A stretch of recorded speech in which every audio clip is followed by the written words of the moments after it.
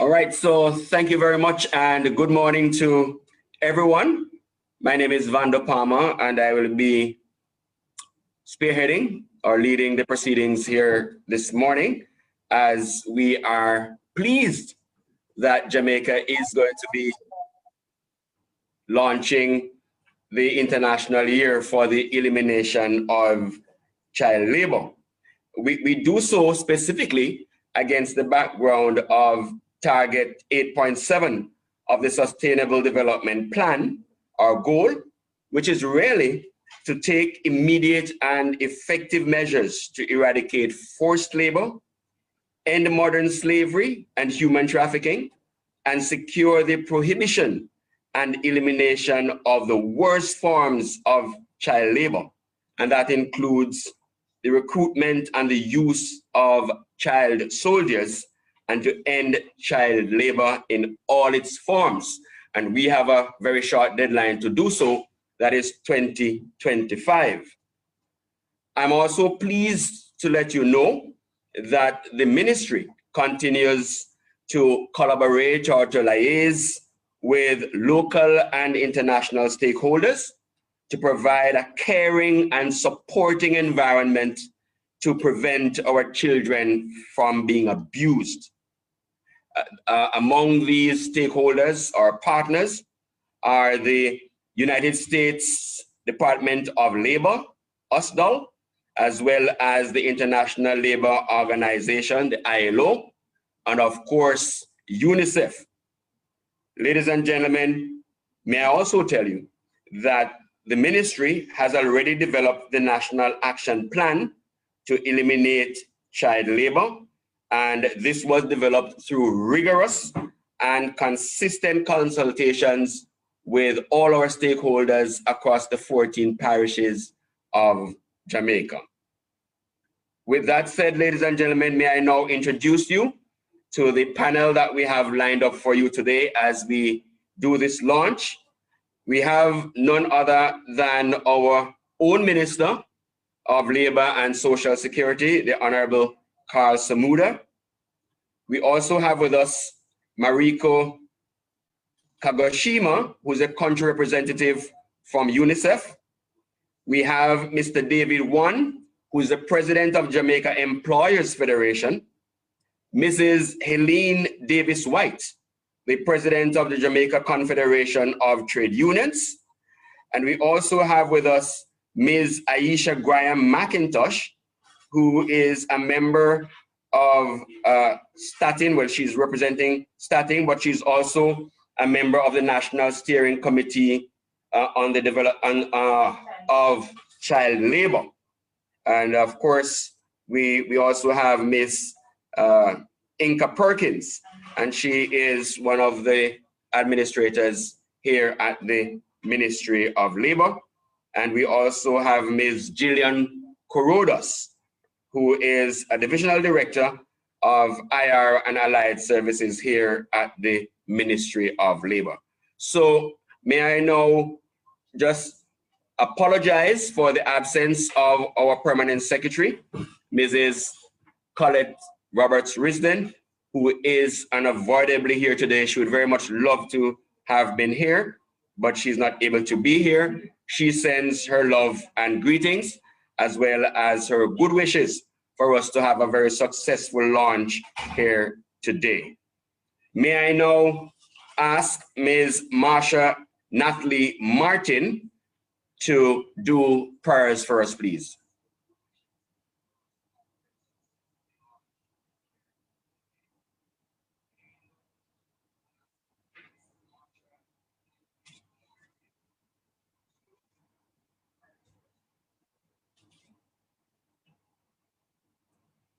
Is Marsha there? I am here. Bless you. Good morning, friends.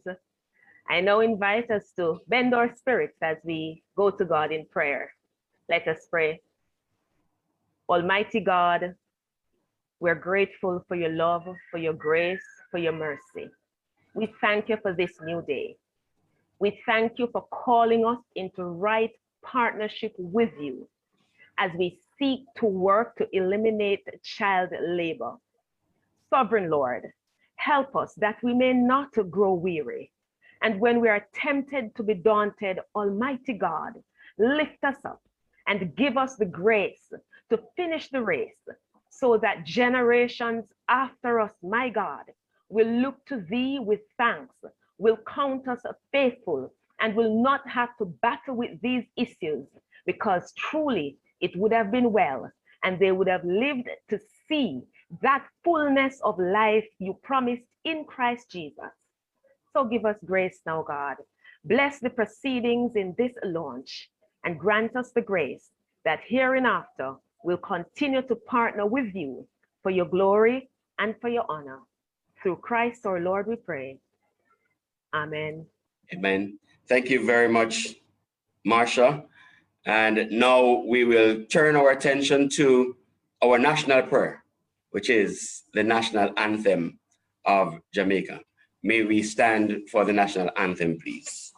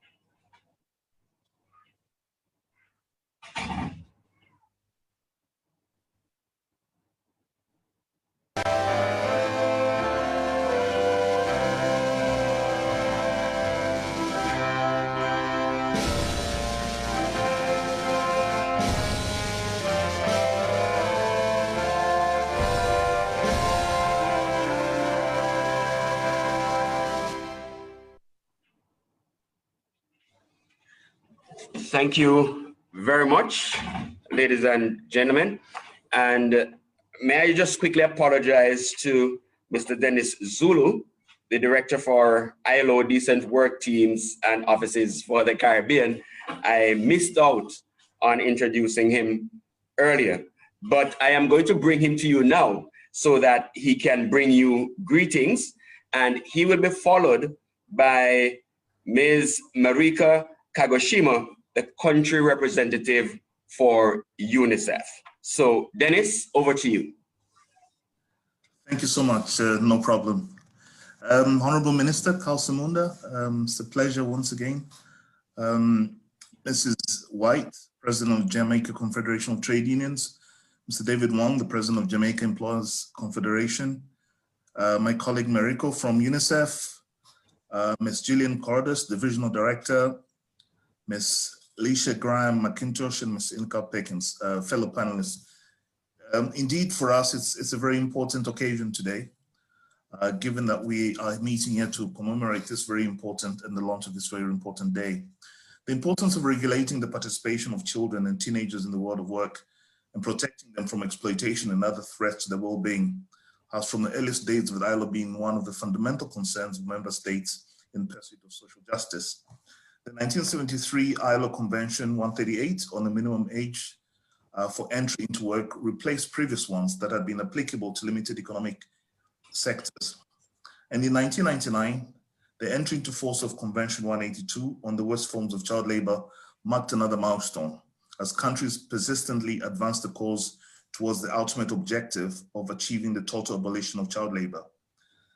That child labor continues to be a priority at global and national levels is evident in Target 8.7 of the 2030 Sustainable Development Goals, which empowers the commitments to take immediate and effective measures to secure the prohibition and elimination of the worst forms of child labor, including recruitment and use of child soldiers, and by 2025 end child labor in all its forms. This is a critical indicator for the achievement of SDG 8 on decent work and economic growth, which places decent work at the very heart of global vision for sustainable development. The international program on the elimination of child labor and forced labor, initially started in 1992, has been a global flagship in the fight to end child labor over the years. In the last 2 decades, we have partnered with tripartite constituents, civil society actors, the media, academia, and other UN international agencies, of course, children themselves and their families in over 88 countries. And during this time, our combined efforts up to 2016 led to the removal of almost 94 million children worldwide from situations of child labor. Significantly, the establishment of the Regional Initiative for Latin America and the Caribbean free of child labor in 2014, to which Jamaica is one of the original signatories, was a game changer. Its mandate to accelerate the rate of reduction of child labor and the commitment of partners to action led to this region having the lowest levels of child labor compared to other regions in the world. However, in the current context of the COVID-19 crisis, has added yet another dramatic plot to the twist. In 2020, the ILO and the United Nations Children's Fund, UNICEF, jointly warned of the looming threat to the pandemic that would reverse years of progress in the elimination of child labor. Yesterday, with the unveiling of the 5th edition of the Global Estimates on Child Labor, our worst fears were indeed confirmed, and for the first time in 2 decades, we've lost ground in this war against child labor. We now know that over the last 4 years, the number of children in child labor has risen to 160 million worldwide, an increase of 8.4 million children since 2016. In real terms, this means that today, 1 child out of every 10 children is in child labor. Of that 160 million, 79 million boys and girls, or almost 50% of child laborers, are involved in hazardous forms of labor. And just as alarming is the fact that children or child labor among 5 to 11-year-olds, which is the younger cohort, went up to 16.8 million. Based on the trends observed prior to the pandemic and other recent simulations which take into account the poverty crisis, the poverty effects of the crisis, child labor is predicted to be or to rise by a further 8.9 million by the end of 2022. Hence, the call to act is now to end child labor.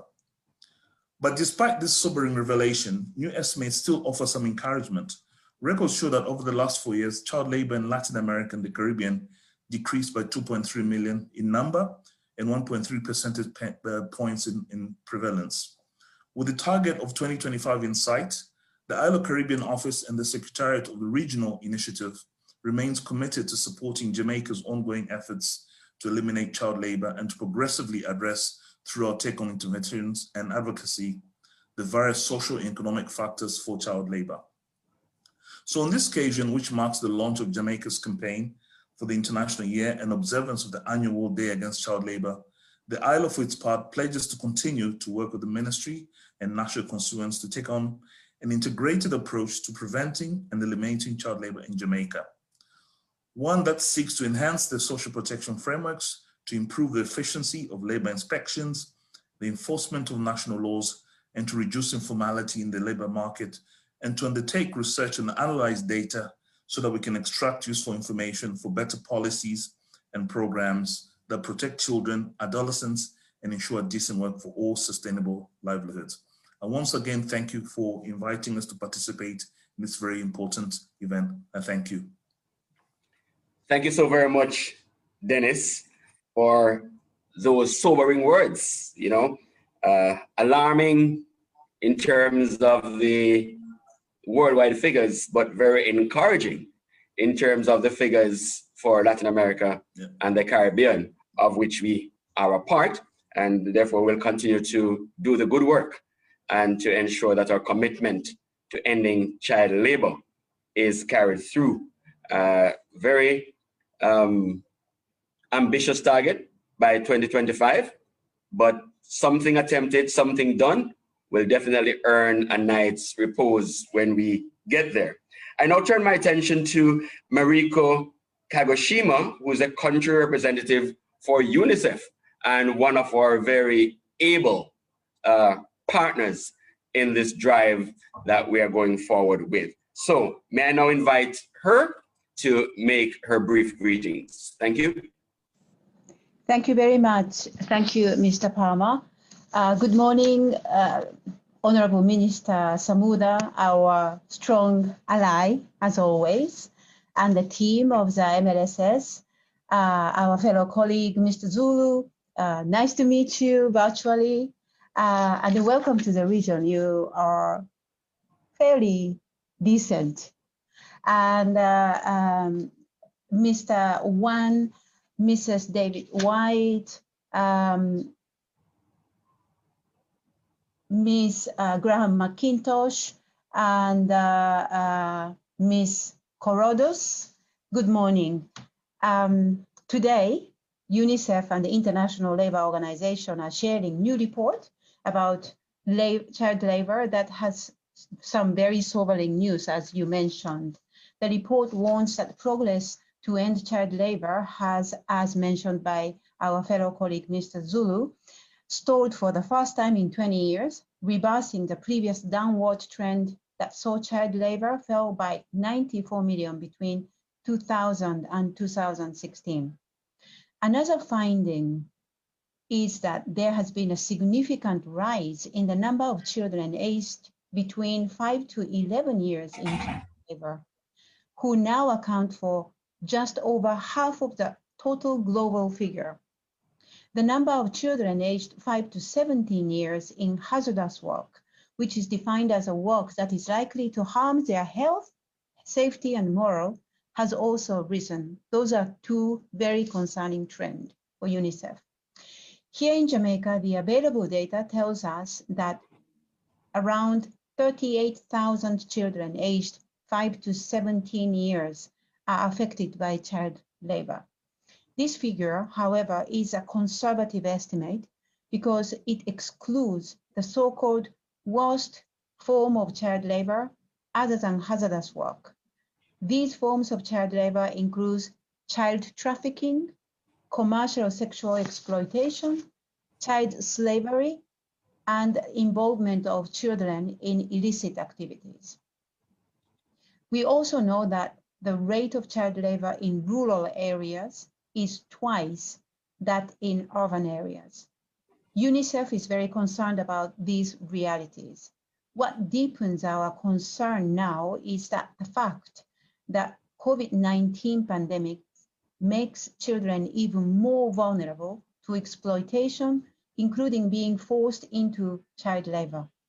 This is true across the world, but it is more challenging in countries like Jamaica, where schools have been closed for over a year and where many families have lost their jobs without being able to access social safety nets to support them. These factors put children at higher risk of child labor or working in exploitative conditions.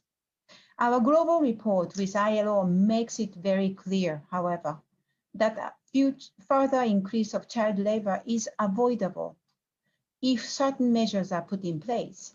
It emphasizes that the role of social protection is especially important, as Mr. Zulu also mentioned, to act as a lifeline for the families who most need it. It is critical for Jamaica to increase its social protection coverage and the amount of support as much as possible to offset the impact of COVID-19 on child labor. UNICEF has contributed to the Emergency Cash Transfer Program in collaboration with the Ministry of Labor and Social Security as a response to COVID-19 crisis through PATH initiative. UNICEF supported PATH with Jamaican $40 million to provide top-up cash transfer payment for 2,700 families, helping them to cope with the crippling impact of COVID-19. And I would like to extend special thank you to Minister Samuda, who has been very open and supported to be able to transfer these funds, top-up funds, very quickly to the families that need it most. In continued partnership, UNICEF will collaborate with Ministry of Labor and Social Security to make social protection program to be more accessible and adaptable to the needs of families living in poverty. We know from modeling scenarios that increasing social protection coverage quickly can offset the impact of COVID-19 on child labor. We therefore urge government of Jamaica to consider what kinds of policy responses are needed to help prevent vulnerable households from having to resort to child labor as we continue to shield children from the worst impact of COVID-19. Thank you very much.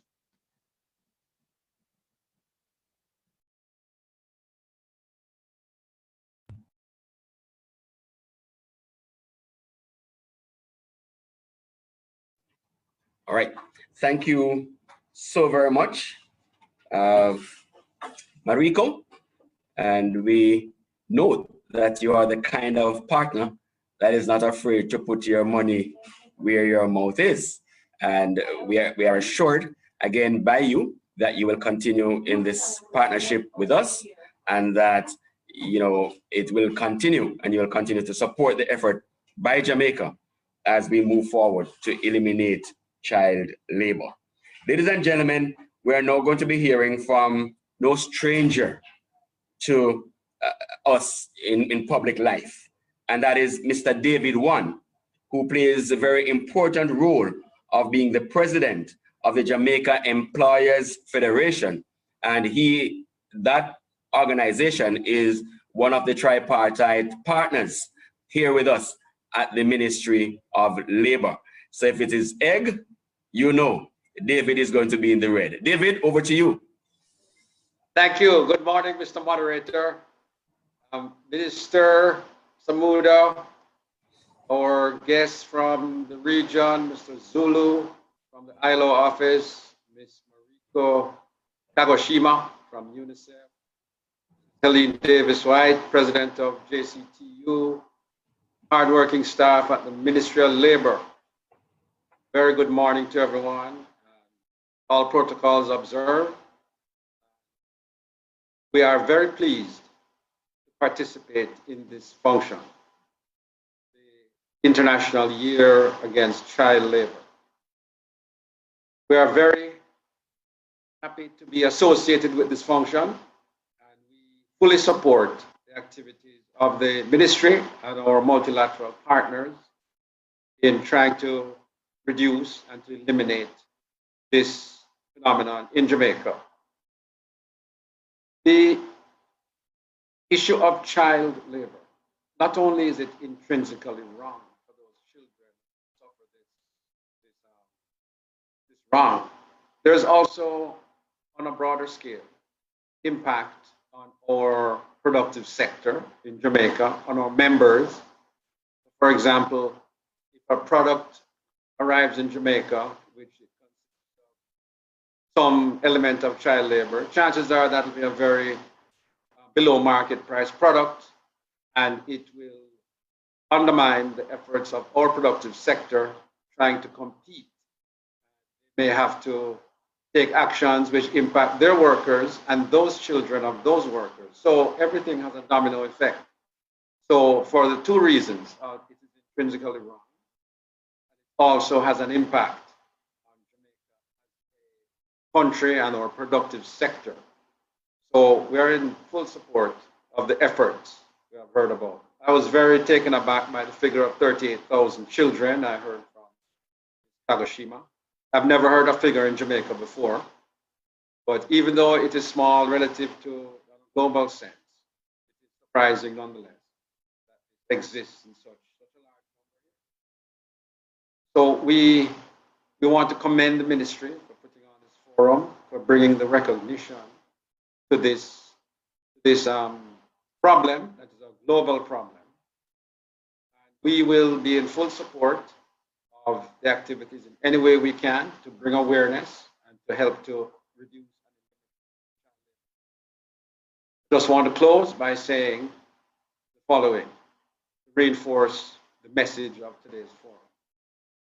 For children to have the future they deserve, they need to be respected for what they learn and not what they earn. So, ladies and gentlemen, I wish for us a very productive, informative forum today. And I thank you very much for the invitation. Mr. Moderator. All right. Thank you so very much, David One, President of the Jamaica Employers Federation. Ladies and gentlemen, I should also have apologized for our own Sasha Dare Gordon, who is the Director of Child Labor here in the Ministry of Labor and Social Security. Sasha has not been well for the last few days, and as a result of that, her absence here today. We wish her a speedy recovery from that illness. We also have with us Helene Davis-White. Helene has been in the public domain for many, many years, and she has straddled many and varied activities in her leadership role. I now invite her to bring us greetings. Helene? Morning, Mr. Moderator, my good friend, Mr. Vando Palmer, Minister Samuda, Ms. Corodas of the Ministry of Labor and other officers of the Ministry of Labor, Mr. Dennis Zulu of the ILO Caribbean Office, and Ms. Kagoshima of the UNICEF office here in the Caribbean. Good morning to everyone. It is indeed a pleasure to be bringing greetings on behalf of the Jamaica Confederation of Trade Unions this morning at this launch of the International Year Against Child Labor. We have come not so far in 20 years, but when this issue first came to the fore in Jamaica, somewhere in 2001, 2002, many of us said we don't have child labor in Jamaica because we thought of child labor in terms of really the worst forms of child labor. But after the research was done, it was shown that we did in fact have instances of child labor in Jamaica, and some of which took place before our very own eyes without us actually understanding what it was, what it represented. Since that time, we have had the tripartite arrangements in order to ensure that we are able to combat child labor, and particularly the elimination of the worst forms of child labor. I believe are now entering another phase with this declaration of the year against child labor across the world. And what we expect and we hope will happen is that this year will provide the kind of publicity and attention to the issue that will move us further along the line in terms of being able to eliminate child labor and its worst forms within Jamaica. We have already been getting information that the pandemic has put more of our children at risk of being involved in child labor. And so we believe this is an opportune time to be able to begin the implementation of some of those actions that were identified coming out of the National Action Plan for Child Labor, which has been in force for some time. There are aspects that we need to strengthen and to provide the resources for the actions to be carried out. So we look forward to this year being a defining year in terms of us being able to implement those actions that were already agreed, and certainly also to review to make sure that the plan is keeping pace with what is happening in the general environment. So we wish for the officers of the Ministry of Labor, the members of the steering committee that has been established to deal with this issue of child labor, every success in this year and going forward. Thank you. All right, there you have it from Helene Davis-White. Thank you so very much, Helene. Very sobering thoughts. Just to remind you that we are being carried live on PBCJ's YouTube platform, as well as that of the GIS and its Facebook. And of course, not to be outdone, our own Facebook and YouTube pages here at the Ministry of Labor. It's often said that children learn what they live. So children live with criticism, they will learn to condemn. If children live with hostility, they learn to fight. If children live with fear, they learn to be apprehensive. We are now going to be going into a brief overview of the CLRS model, which is the first to be implemented in Jamaica. I think it's going to be done this year, and this model really is one of the tools that is going to help us in our drive to eliminate child labor. So to provide us with a very brief overview of that, I now invite Ms. Aisha Graham McIntosh, a member of the committee, as well as a statistician from Statin. Aisha, over to you. Good morning. Thank you for that. I note the emphasis on brief overview. Are you seeing my screen? I want to make sure that it's being shared. I am seeing your screen. Yes. We are. Yes. Okay. Thank you again, and good morning, everyone. All protocols observed. So this overview, as indicated earlier, will be brief. I'll begin with a background to this. So the Jamaica National Youth Activities Survey 2016 was the product of a partnership between the Statistical Institute of Jamaica and the International Labour Organization. The project commenced in January 2016 and was fielded during the period May through to August. The sample size had 8,693 dwellings. From that 8,693 dwellings, there were 4,271 dwellings where we found the children aged 5 to 17, and of that number, 74.6% of the households that had children aged 5 to 17 years responded to the survey instrument. So the objectives of the survey was to collect comprehensive information on children's engagement in economic activities, improve information on working children, child labor, and hazardous work at the national and regional levels, strengthen the capacity of the government of Jamaica to conduct future data collection, research and analysis in the child labor area on a sustained basis. The information collected in the survey also is useful in monitoring SDG Target 8.7. Target 8.7 speaks to the immediate and effective measures to eradicate forced labor, end modern slavery and human trafficking, and secure the prohibition and elimination of the worst forms of child labor, including recruitment and use of child soldiers, and by 2025 to end child labor in all its forms. So we asked, who do we classify really as children?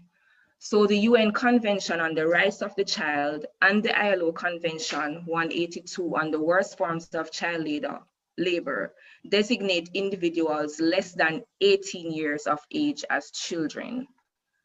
So a child, for measurable purposes, we measured using children 5 to 17 years. And this child is considered to be working if he or she is engaged for at least 1 hour during the reference period in the production of economic goods and or services.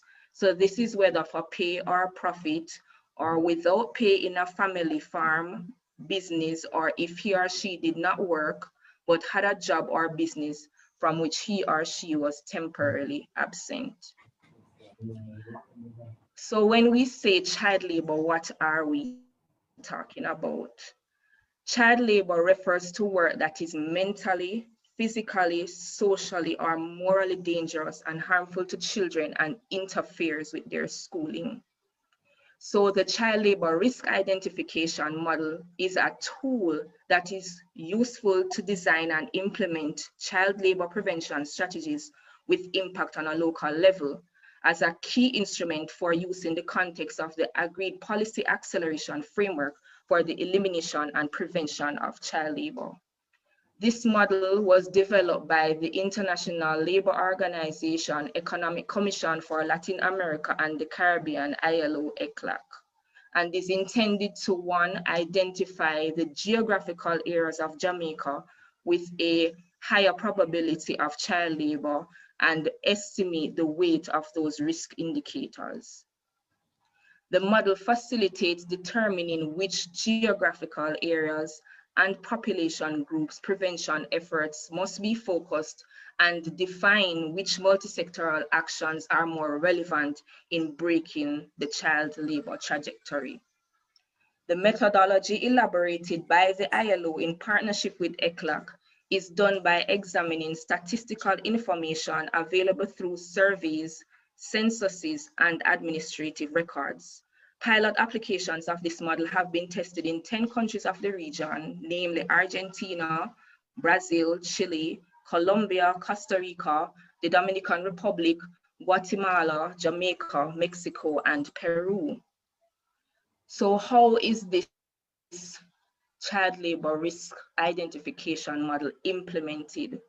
So first, we identify child labor related factors, and those become our variables of interest. Then from those variables, we developed a logistic regression, which is the elaboration of the logistic model. This model is then implemented through population censuses, which is a statistical procedure where we impose the survey findings on the census data to be able to have a representation at a national level. And then from there, we're able to develop territorial characterization, which in layman's term, we have maps where we can clearly visually see where these high concentrated areas are of focus. So in short, the logistic regression statistical model estimates the probability of child labor occurrence based on a set of variables that allows to predict if a child works or a child does not work.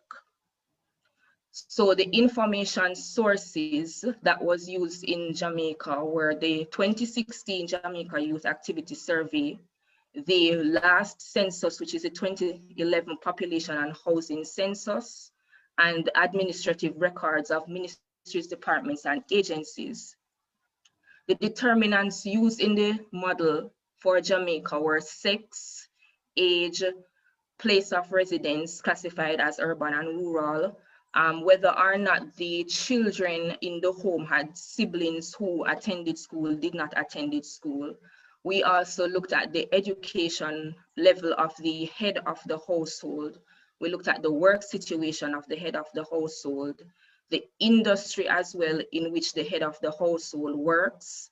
We looked at also the work situation of the spouse for the head of the household. The model estimate that we have currently at the county level, we can see where the model is showing that the high risk area for Jamaica is in Surrey. Now, Surrey is the county which includes the parishes Kingston, St. Andrew, St. Thomas, and Portland. And it is classified, as I said, as high risk at the parish level because this county has the parishes with the highest probability, estimated proportions of children who are exposed to child labor. And this is what we are able to represent from the model. So this map is showing it at the level of the counties. It is not at the granular level, which the model does allow for. So it can go down as far down as the constituency, where you can see how concentrated this is within the constituency. But this map for now is just showing an overview of what each county currently looks like. And from the darker hue of the color, we see where it is concentrated mainly in Surrey.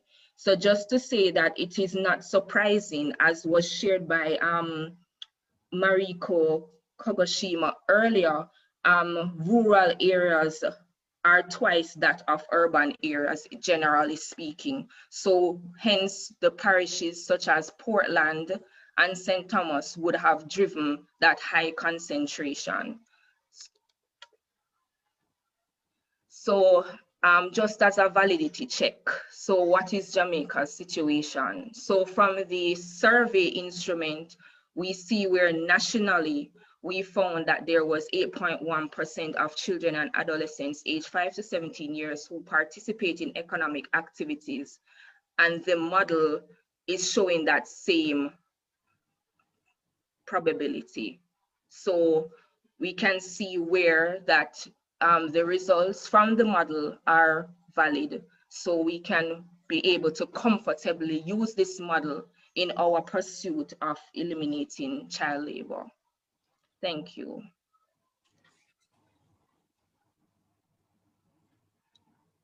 I am open to questions if there are any from the presentation.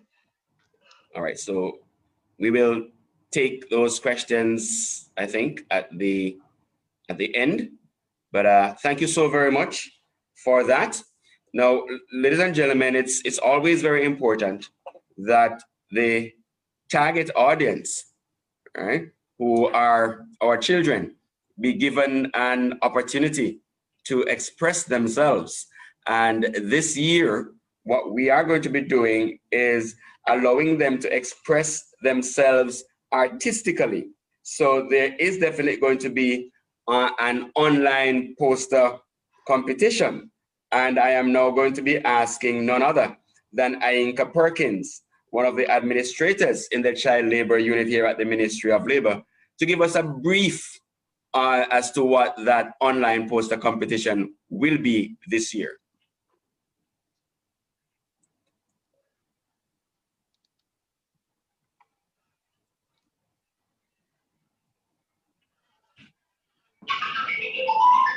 Are you hearing me?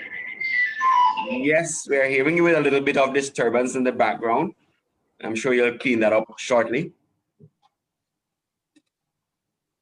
And we are now seeing you.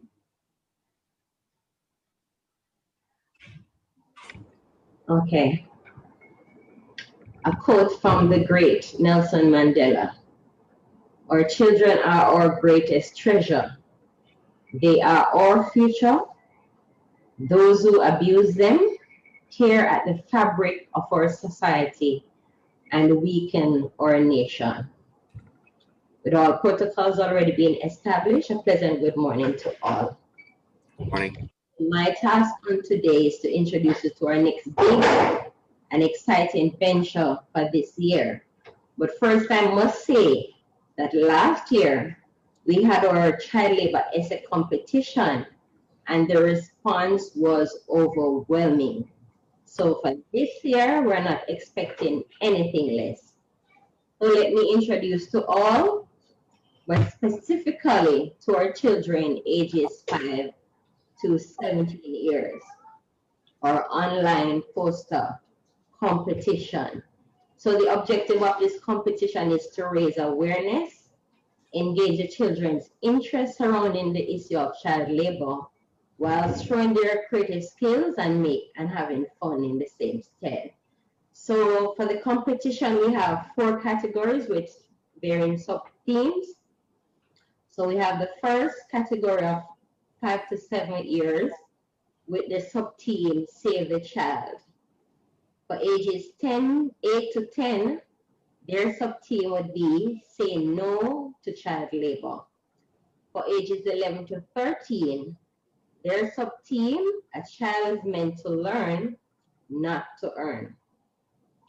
For the 14 to 17 age group, their sub-theme is Jamaica, Free of Child Labor. Eligible entrants should have attained or reached the age requested as at July 31st, 2021. At the time that this competition is officially launched, all details will be on our website, the MLSS website, or social media platform.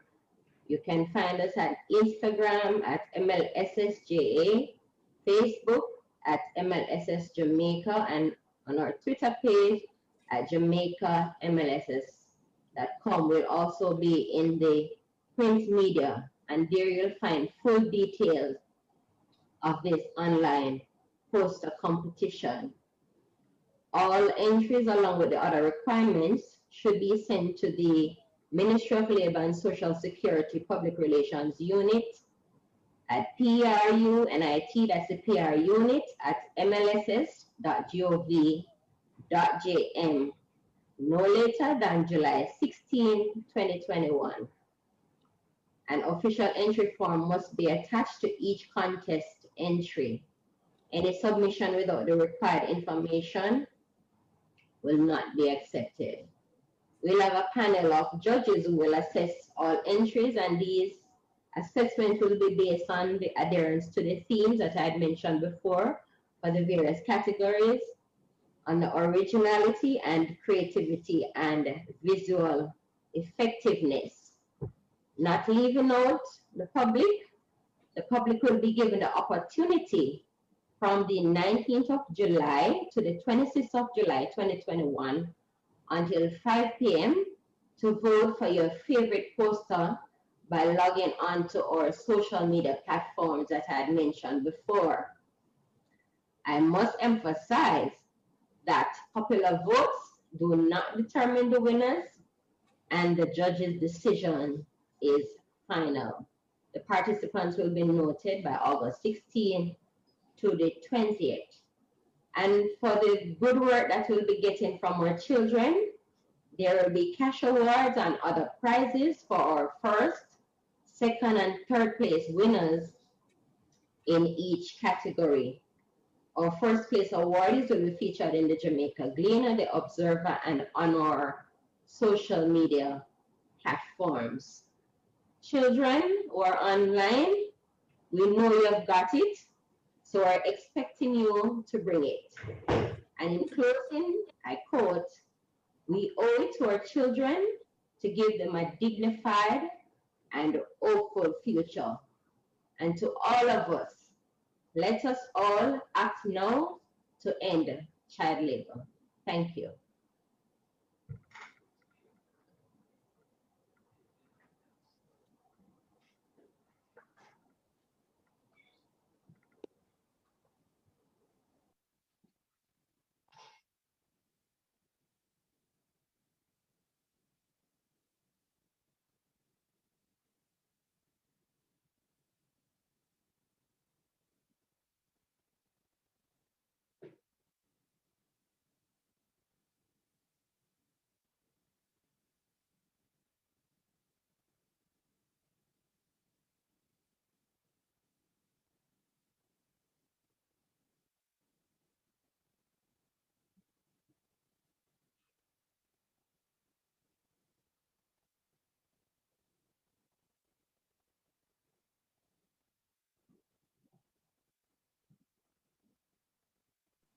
All right, just had a little bit of technical challenge there, but we're over and I am back on.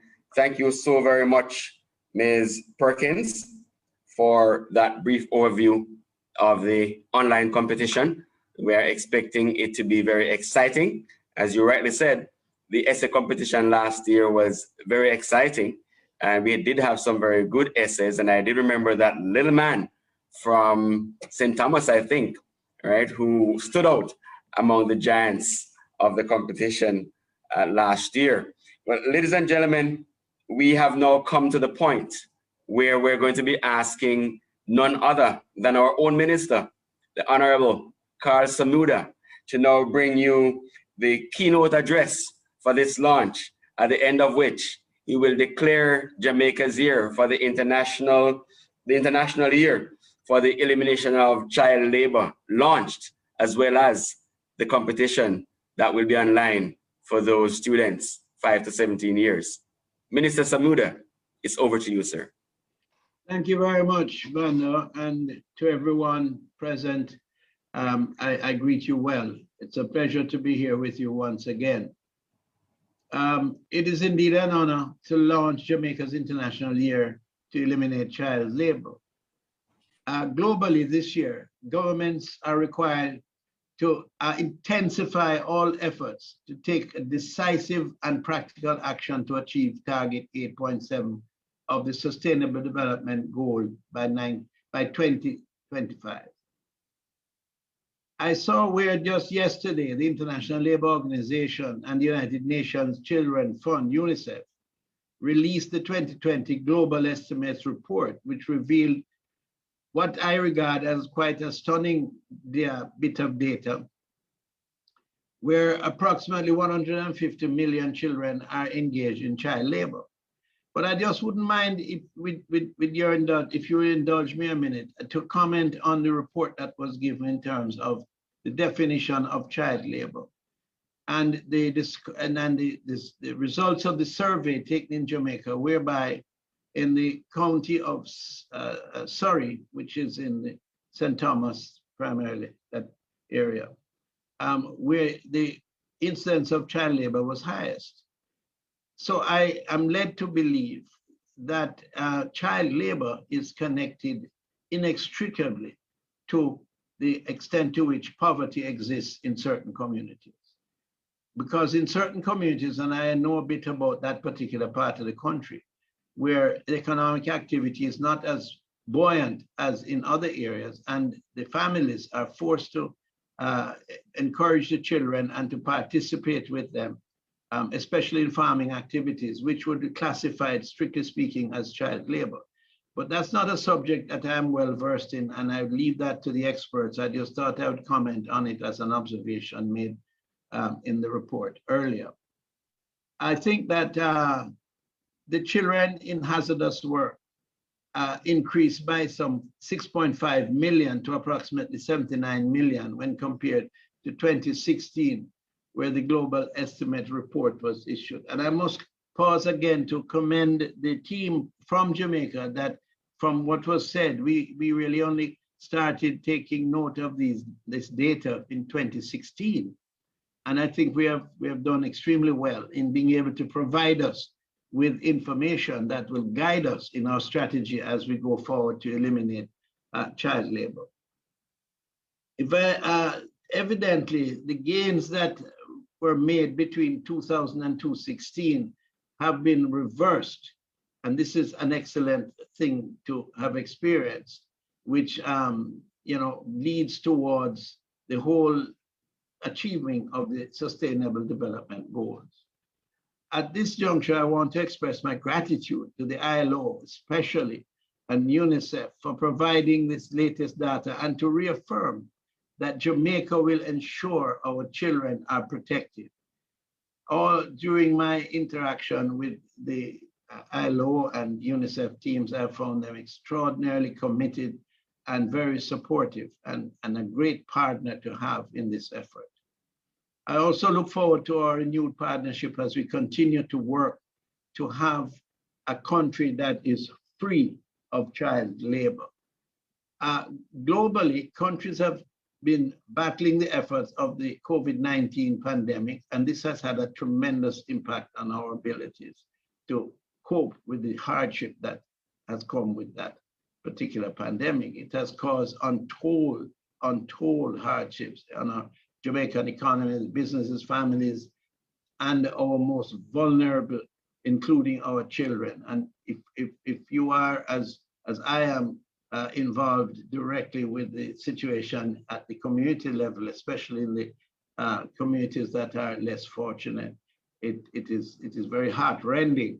And so any effort that can be made to improve the situation through efforts of UNICEF and ILO, along with our local team, would be, it's just, immeasurable. It's important to note that these figures have not taken into account, from what I can gather, the COVID-19 pandemic, which would suggest that the situation might even be worse than has been reported so far. The way in which we are accustomed to doing things have changed, obviously, and we have now transitioned into a new norm. For some, it has been dealt with, they have coped with it remarkably well. For others, it has been simply devastating. The world of work, school, the church, entertainment, and all other areas that we had so been accustomed to enjoying a certain lifestyle and so on, have changed. It has been, as I said, devastating on many societies. However, the advantage to it is that it has made it necessary for us to advance technology in a relatively short period of time. Every day we are seeing new and innovative techniques being applied to being able to survive and survive in atmosphere and areas that were hitherto not thought of.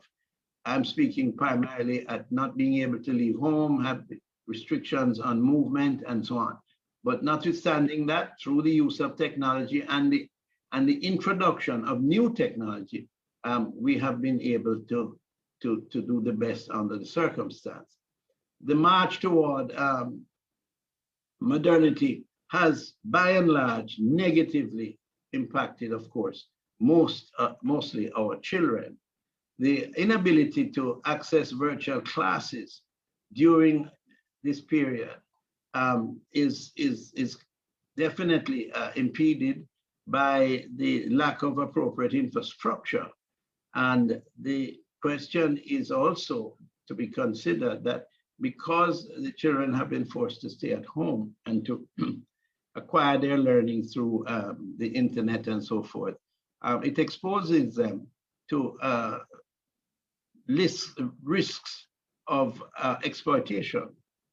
I don't wish to delve too deeply into this, but I think everybody can understand what I mean when a child is left alone and adults who would otherwise be at work are now in the same house. And so it exposes the children to a certain increased level of risk. These are some of the devastating consequences of the COVID, and it obviously has a great and direct bearing on the question of child labor.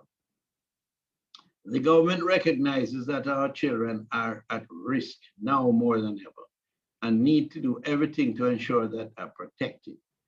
The government of Jamaica, led by Prime Minister Andrew Holness, is working strategically and decisively to minimize the impact of the pandemic, especially, as I said earlier, when it deals with the question of child labor. The child labor risk identification model, which was developed by the International Labour Organization and the Economic Commission for Latin America and the Caribbean, will be implemented this year. And that is a great thing to look forward to. This model provides the opportunity to take a proactive approach in addressing this critical issue. The model will be implemented in communities based on the finalization of the profiles and vulnerability maps that are being generated. And I can imagine the effort that goes into finalizing these particular things that will help us to measure the extent to which our populations are vulnerable and be able to act as a result of the findings. The success of this intervention requires an interministerial collaboration, and I want to emphasize this because that is a direct and deliberate strategy where one ministry, although we are the so-called parent ministry of this particular effort, one ministry alone will not be able to achieve the desired results within the time frame that has been identified. So we will need interministerial collaboration, and we will need a level of cooperation, in fact, right across the whole government structure. I speak confidently for my parliamentary colleagues because I know that they're extraordinarily committed to this, especially the Ministry of Gender and Women's Affairs. And they have committed to renew and strengthen our partnership in a united effort to eliminate the scourge of child labor. If I may for a moment address the situation with the children directly. I believe that the children of Jamaica, and I can only speak for those that I'm familiar with have shown an inherent sense of resilience and an ability to cope with the difficulties with which they have been confronted since last year due to the pandemic. But it has had its toll, and we are now going through, we are transitioning into a face-to-face relationship in the schools, and they have, to a great extent, readjusted and are in the process of readjusting. Some, the impact has been greater than on others. Some are anxious to go back, others are really, not terribly anxious and a little confused, but nonetheless, I think with the guidance of the parents and the teaching community and the general community, they are being encouraged to be strong and to face the realities with which we are all confronted. And most important, they are given a sense of support from the adult community across the country. That is what I have observed, and that is what I will continue to support, any effort to enable an interaction between the adults and the children, particularly those who have been forced to remain at home and try to make the best of a very bad situation. They have not been able to interact with their friends by and large. They've been stuck, and they're not being able to be physically active, which is something that you remove from a child can have its consequences, both immediate and in the future. The whole readjustment is going to require our effort, collaboration, and I'm hoping that the ILO and UNICEF will assist, as they have been in the past, to give an opportunity to these children to regain, those who have lost a bit of it, to regain the confidence, self-confidence that will be needed to guide them as they return to a state of normalcy. And of course, most of the infrastructural side of this is very challenging, because the country that we have here, Jamaica, has its challenges with the provision of connectivity for the internet services. I think that looking into the future, the challenges that we will face, not just what we are facing now, but what will eventually attend the whole system of development in Jamaica. We have to find the answer to connectivity across the length and breadth of the country, so that all children can have an equal opportunity and equal access to information in order to develop and to participate fully in the educational system. Not only for the educational system, but the question of establishing appropriate values and attitudes at the home.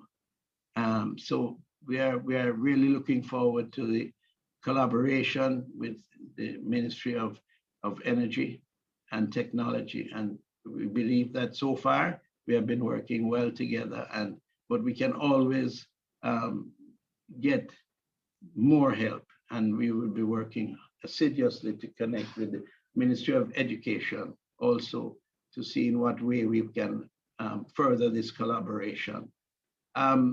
This government is aware of your concerns, and we are making every effort to address them in the shortest possible time. Sometimes the children may get impatient because they hear their parents being a bit anxious because things don't flow as quickly as they would like. I just want to assure everybody that all that can be done is being done. They are committed, like you on this panel and others who spend most of their waking time thinking about the development of our children, the protection of our children, both physical and mental. So together, I'm absolutely certain that we will come through this, and we will not only be able to return to where we were, but we will expand in our scope and content of the work that is ahead of us. In February, I participated in the regional launch of the International Year to Eliminate Child Labor, hosted by ILO, and I'm hereby confirming that Jamaica will continue to work with national, regional, and international partners to accelerate measures to achieve target 8.7 of the Sustainable Development Goal, which speaks to the elimination of the scourge of child labor and in all of its forms by 2025. As the responsible minister, I call on the civil society group, non-governmental organizations, the private sector, and every Jamaican to partner with the Ministry of Labor and Social Security to join the campaign as Jamaica says no to child labor. This is a very important and a very pertinent slogan to adopt. Jamaica says no to child labor. It couldn't be more dramatically put. We appreciate the partnership and education, and I'm sure that we will achieve our vision to make Jamaica the place of choice to live, work, raise families, and do business. It is with a sense of deep commitment and pride, therefore, that I now declare Jamaica's International Year to Eliminate Child Labor, the Child Labor Risk Identification Model, and the online poster competition officially launched. I want to thank you all for being patient and to be, and the extent to which you have displayed that level of commitment and determination to partner in this very noble effort. Thank you all very much. Thank you so very much, Minister Samuda, as he gave us a little peek into the policy direction of the Ministry of Labor and Social Security as it relates to the whole business of the elimination of child labor and protecting our children, the future of Jamaica. It was Keats who once said, "Think like a genius, but speak in the language of the people." And you just had it from Minister Carl Samuda. Very down to earth, very realistic, but at the same time, very astute and is in touch with what is happening on the ground. Minister, thank you so very much. Ladies and gentlemen, we now move on to ask Ms. Gillian Corodas, our Divisional Director of IR and Allied Services, to now bring the closing remarks. Gillian? Thank you very much, Vando. And good morning, listeners. They say in Jamaica, we're the only ones that say all protocols observed. And I want to say that I acknowledge the salutations that have gone ahead. Mr. Dennis Zulu, Regional Director of the International Labour Organization, the ILO, Ms. Marika Kabashima, Country Director of UNICEF. On behalf of the government and people of Jamaica, we extend deepest appreciation for your continued work and cooperation in Latin America and the Caribbean, and in particular, Jamaica, as you provide technical and funding assistance for research and strategies to achieve the target of eliminating child labor by 2025. Your presence this morning is especially important as we launch activities for the International Year for the Elimination of Child Labor in Jamaica. Your commitment and continued partnership on social protection and other strategies to protect the vulnerable households will contribute successfully to removing the conditions that facilitate and perpetuate child labor. We thank you for your continued assistance to Jamaica to prepare and promote decent work and economic growth. Our local partners, the Jamaica Employers Federation, represented by Mr. David Wan, and the Jamaica Confederation of Trade Unions, represented by Mrs. Helene Davis-White, we are pleased to have your expressions of continued support in moving Jamaica forward in respect of decent work. Your efforts in assisting to eliminate child labor is and will ensure a stable labor market decent work, and growth and development of our island home, Jamaica. The Jamaica effort in the research, the child labor risk identification model, will drill down to the community level to identify geographical spread of child labor and identify the areas most susceptible to the spread of child labor. We thank the team from the Statistical Institute of Jamaica, for its continued research that will allow the evidence-based planning as we seek to eliminate child labor by 2025.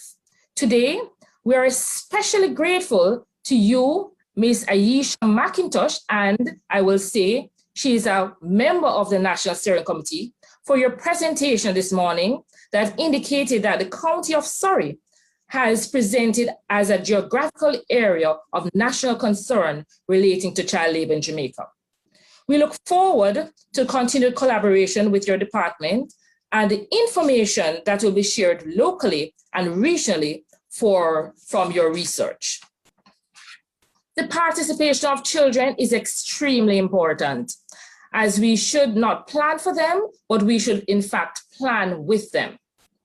Ms. Ainka Perkins, we thank you and the Child Labor Unit for launching the 2021 competition that promotes child expressions as we seek to eliminate child labor and expand public knowledge on the worst forms of child labor and hazardous work.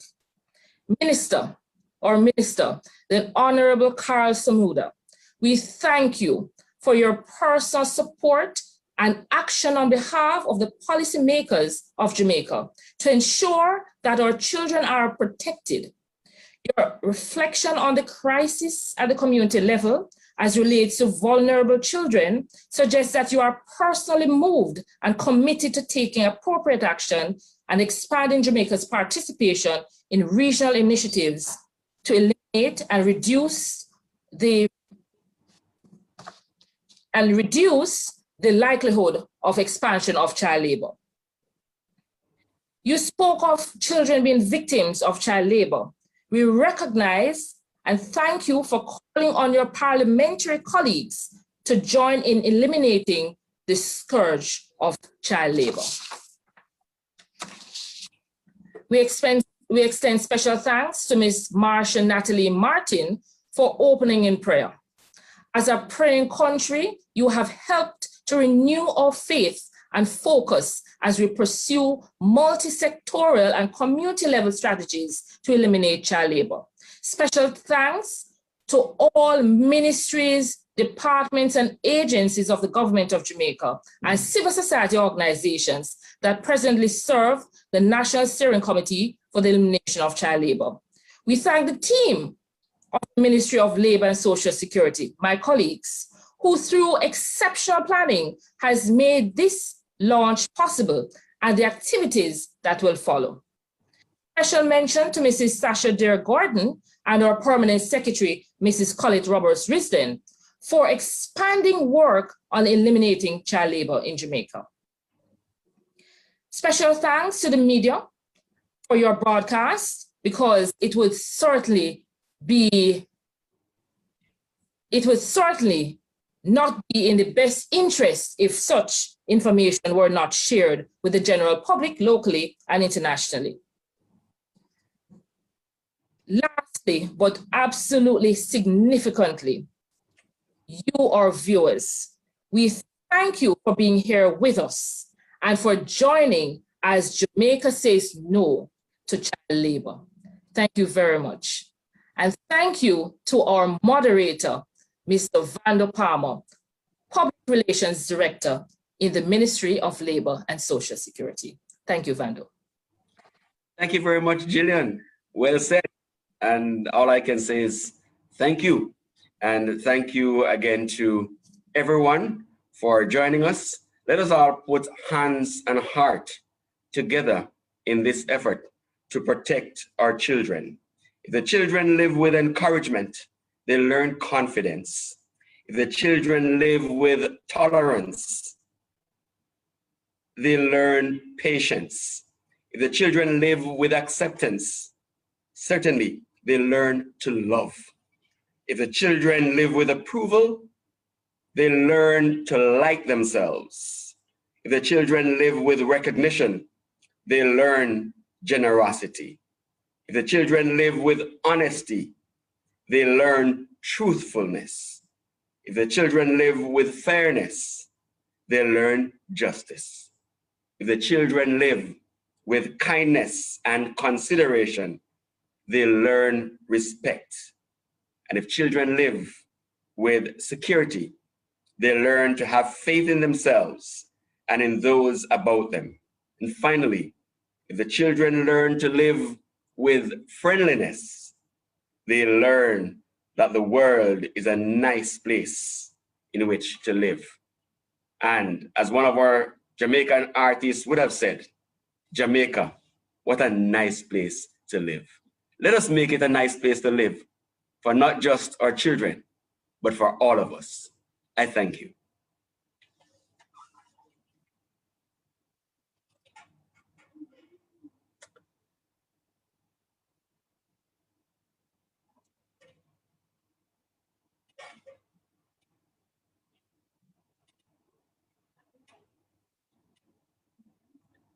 Do we have any questions for Minister or any of our panelists? Yes, Mr. Moderator, question. The presenter who showed us the geographical maps, and that Surrey was the largest county impacted by child labor, especially Portland and St. Thomas. My question is, it seems like, in general, poverty level is something that drives this presence of child labor, because those two parishes, as I understand it, are some of the lowest average income in all of them.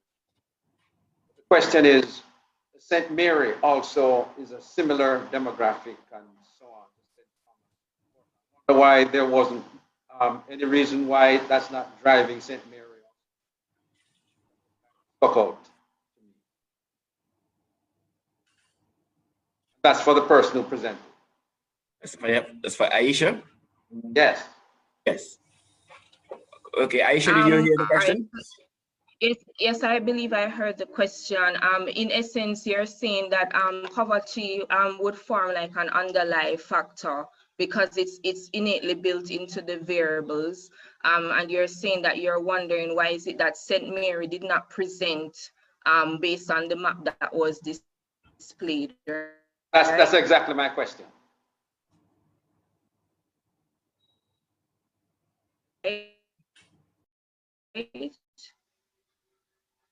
Am I correct? Am I understanding the question correctly? That is my question. And maybe it is the presence of some tourism in that parish that brings up the average income. I don't know, but I know rural St. Mary is quite depressed.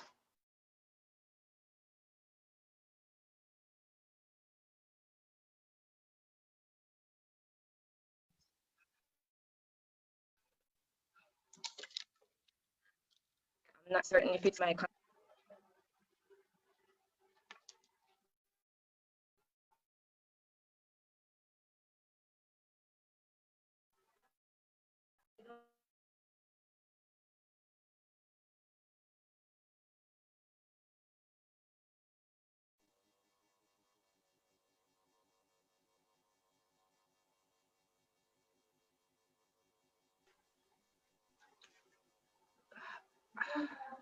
Because this, I am frozen.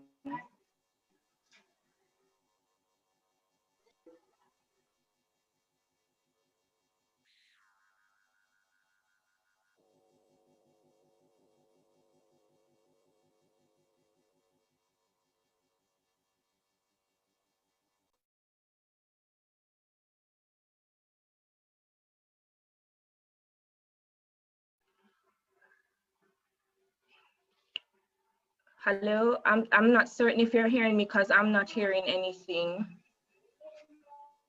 Hearing you now. Okay, all right. Sorry about that, right? So I hope my understanding of the question was correct. In that light, I don't know if you recall, I mentioned that the map that was displayed, that is at the level, higher level. The maps that we're working on finalizing presents it at the constituency. There is an area within St. Mary that does present high risk of child labor. So at the more granular level, you get to see a more detailed outline of where presents as high risk areas versus low risk areas. And just to reiterate again, the map that was presented is at a higher level. It gets more granular as we go down for the purposes of targeting the efforts. So the more granular maps will in fact show that there is a very significant high risk area in the parish of St. Mary. So just to appease your concern. There was something also that I think you mentioned earlier, just in case if there's anyone else like you said that you had never heard the figure of child labor for Jamaica. Just to say that in the 2016 Jamaica Youth Activity Survey, it's in that report, and it is nationally it is 5.8% at that time. So just to note that that survey was done in 2016. Thank you. All right. So thank you very much, Aisha. And if there be no further questions, ladies and gentlemen, this is where we have to say ta-ta and goodbye for now. Thank you. Bye. Have a good one. Thank you very much.